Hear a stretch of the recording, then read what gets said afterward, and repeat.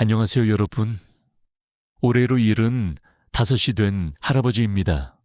오늘 제가 여러분께 꼭 전해드리고 싶은 이야기가 있어서 이렇게 용기를 내봅니다. 제목을 보시고 깜짝 놀라셨을 수도 있겠네요. 60세 넘으면 강아지 키우지 마세요라니 대체 무슨 말인가 싶으셨을 겁니다. 저는 조선시대 실학자 정약용 선생의 가르침을 평생 가슴에 품고 살아온 사람입니다. 정약용 선생께서는 이런 말씀을 하셨어요.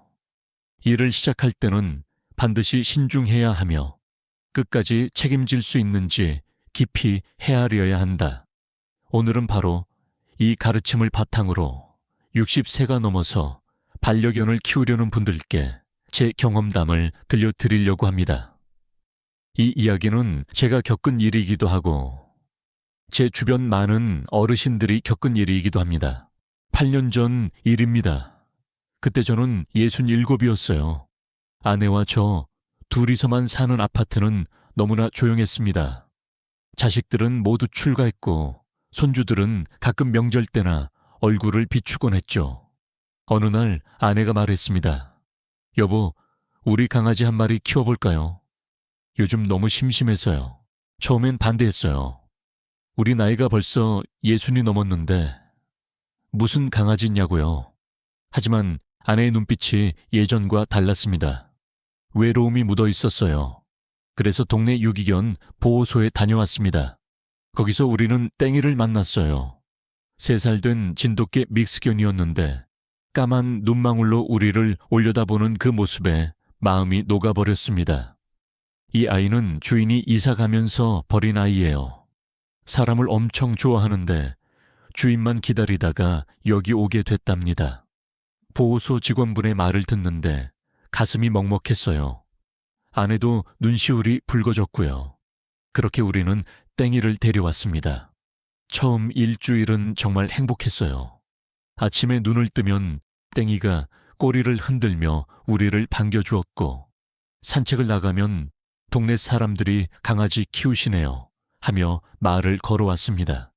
아내는 매일 땡이 사진을 찍어서 자식들한테 보냈고 저는 퇴근한 것처럼 저녁마다 땡이와 산책을 나갔어요. 오랜만에 우리 부부에게 활력이 생긴 것 같았습니다.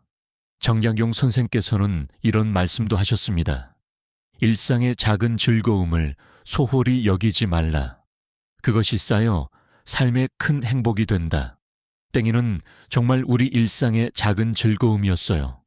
아침에 밥 주고 산책하고 저녁에 함께 텔레비전 보고 그런 평범한 일상이 얼마나 소중한지 그때는 몰랐습니다.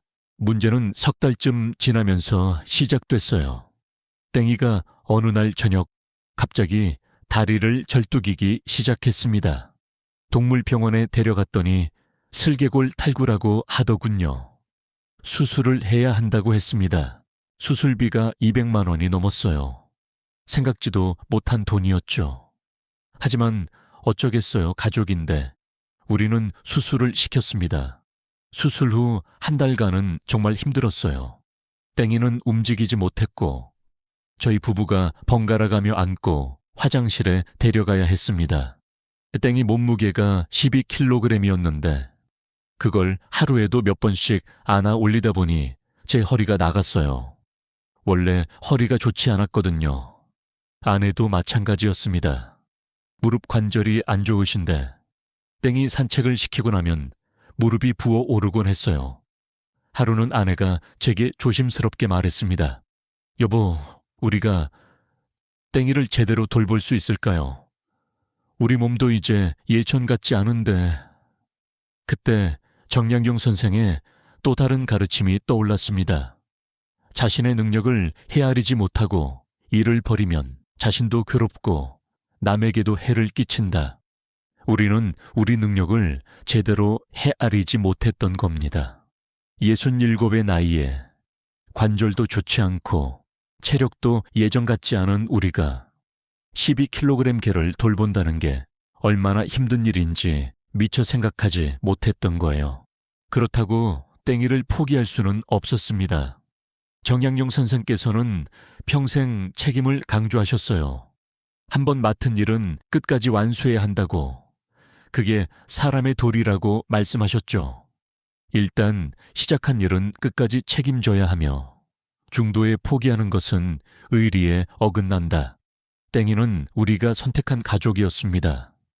힘들다고 다시 보호소로 보낼 수는 없는 일이었어요. 그래서 우리 부부는 각오를 새롭게 했습니다. 제가 물리치료를 받으러 다니기 시작했고 아내는 무릎 보호대를 차고 산책을 나갔어요. 땡이 사료도 관절에 좋다는 걸로 바꾸고 영양제도 챙겨 먹였습니다. 하지만 시간이 지날수록 걱정이 커졌어요. 땡이는 이제 겨우 4살이었습니다. 개의 수명이 보통 12년에서 15년이라고 하니 앞으로 최소한 8년에서 10년은 더 함께 해야 하는 거예요. 제가 75이 되면 땡이는 12살, 제가 80이 되면 땡이는 17살입니다. 80의 나이에 노견을 돌볼 수 있을까요? 아니, 그 전에 제가 먼저 쓰러지면 어쩌죠? 밤마다 이런 생각을 하면 잠이 오지 않았습니다. 실제로 제 친구 중 한 분이 그런 일을 겪었어요. 그분도 65세 강아지를 키우기 시작했는데 70에 뇌졸중으로 쓰러지셨습니다. 병원에 입원해 계시는 동안 강아지는 자식들이 번갈아 가며 맡았는데 결국엔 친척 집으로 보내졌다고 합니다. 퇴원하신 후 그분은 강아지를 다시 데려오지 못했어요. 몸이 불편해서 돌볼 수가 없었거든요. 그분이 제게 말씀하셨습니다. 그게 제일 후회되네. 강아지한테 미안하고 나도 힘들고 이럴 줄 알았으면 시작하지 말 걸 그랬어. 여러분, 60세가 넘어서 강아지를 키우는 게 왜 신중해야 하는지 구체적으로 말씀드리겠습니다. 첫째, 체력입니다. 강아지는 매일 산책을 나가야 해요. 비가 오나 눈이 오나 몸이 아프거나 피곤하거나 상관없이 나가야 합니다. 소형견이라고 해도 하루 30분에서 1시간은 걸어야 하고 중형견 이상이면 1시간 이상은 필수예요. 60이 넘어서 무릎, 허리 안 좋으신 분들이 매일 1시간씩 걷는 게 쉬운 일이 아닙니다. 처음엔 할 수 있을 것 같아도 날씨가 추워지고 몸이 더 아파지면 정말 힘들어요. 둘째, 경제적 부담입니다. 강아지 키우는데 드는 돈이 만만치 않아요. 사료값, 간식값, 미용비는 기본이고 동물병원비가 정말 큽니다.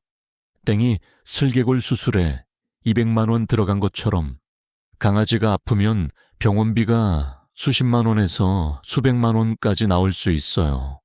사람처럼 보험도 제대로 안 되고요. 노후 자금 생각하면서 사시는 분들한테는 정말 큰 부담이 될 수 있습니다. 셋째, 건강상의 위험입니다. 강아지를 안아 올리다가 허리 다치시는 분들 많아요. 산책하다가 강아지가 갑자기 뛰어나가면서 넘어지시는 분들도 계시고요. 실제로 제 동네에서 70 넘으신 할머니가 강아지 산책시키다가 줄에 걸려 넘어지셔서 고관절 골절상을 입으신 적이 있습니다. 수술하시고 지금도 제대로 걷지 못하세요. 넷째, 가장 중요한 건 우리가 먼저 갈 수도 있다는 겁니다.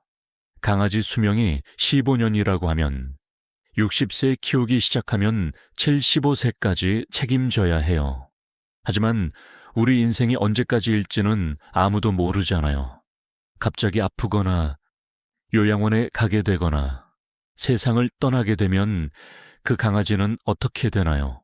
자식들이 맡아주면 다행이지만 요즘 젊은 사람들도 바쁘고 여건이 안 되는 경우가 많습니다. 결국 또다시 유기견이 되거나 보호소로 가게 되는 거예요. 정양용 선생께서 이런 말씀을 하셨습니다.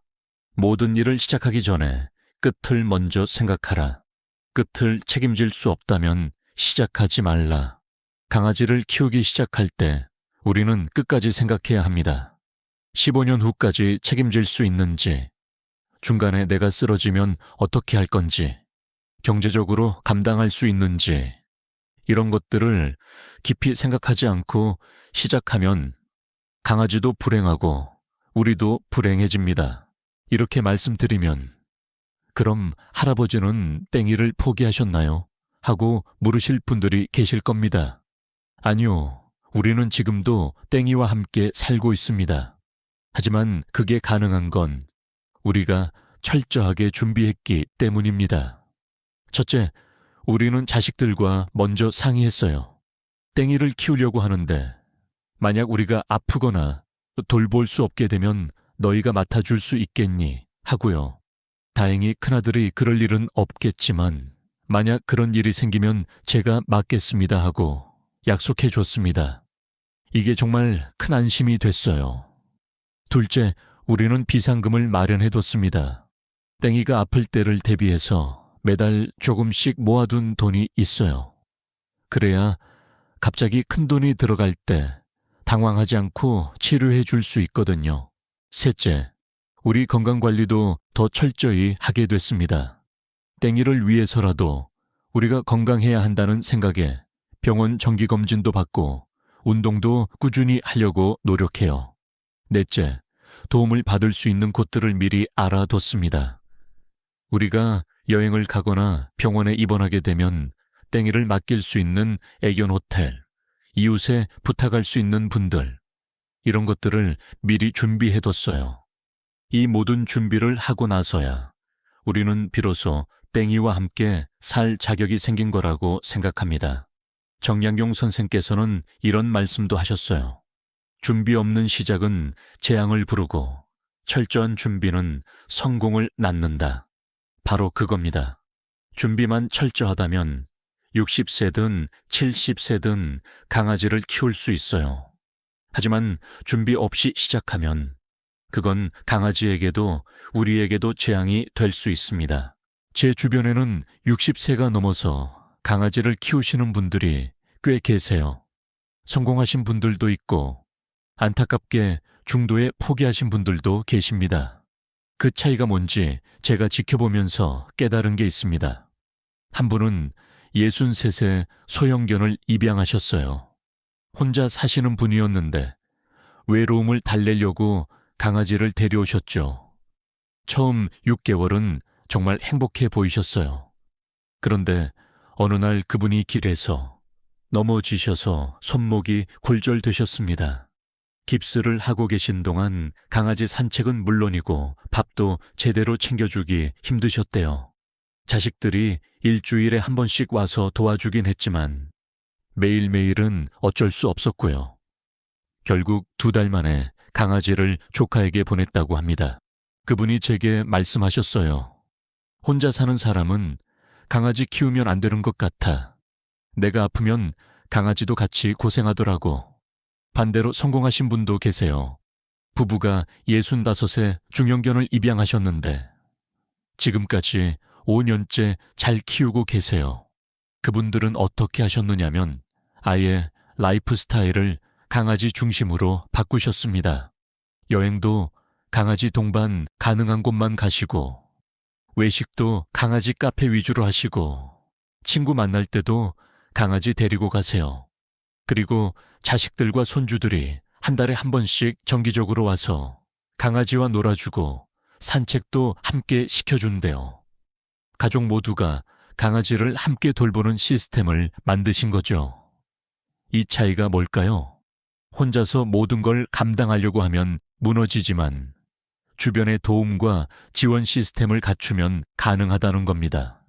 정약용 선생께서는 이런 말씀을 하셨어요. 혼자 힘으로 되는 일은 없다. 주변과 협력하고 도움을 구하는 것이 지혜다.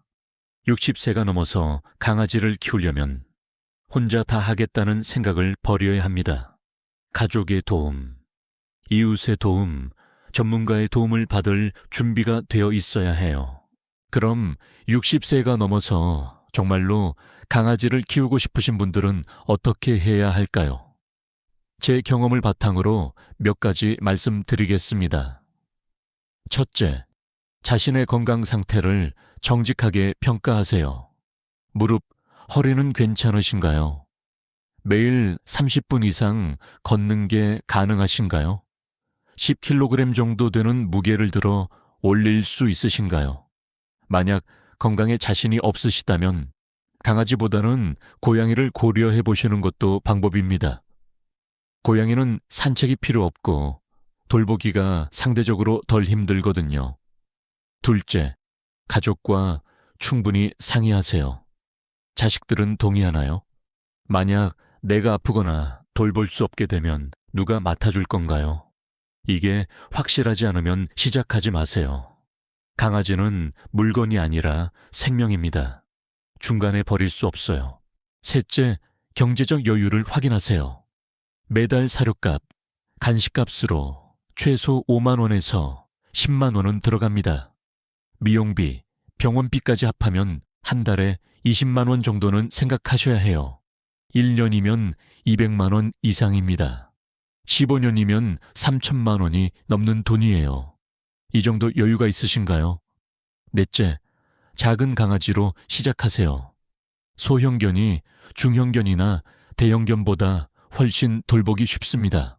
몸무게가 5kg 이하인 강아지를 선택하시면 안아 올리는 것도 훨씬 편하고 산책도 덜 힘들어요.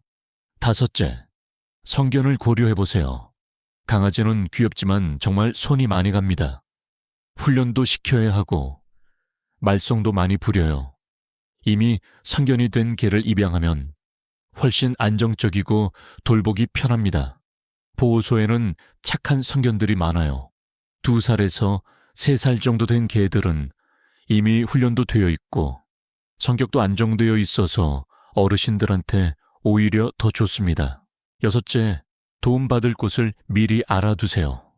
동네에 좋은 동물병원은 어디인지, 애견 호텔은 어디인지, 급할 때 강아지를 맡길 수 있는 이웃이나 친구가 있는지 이런 것들을 미리 파악해두세요.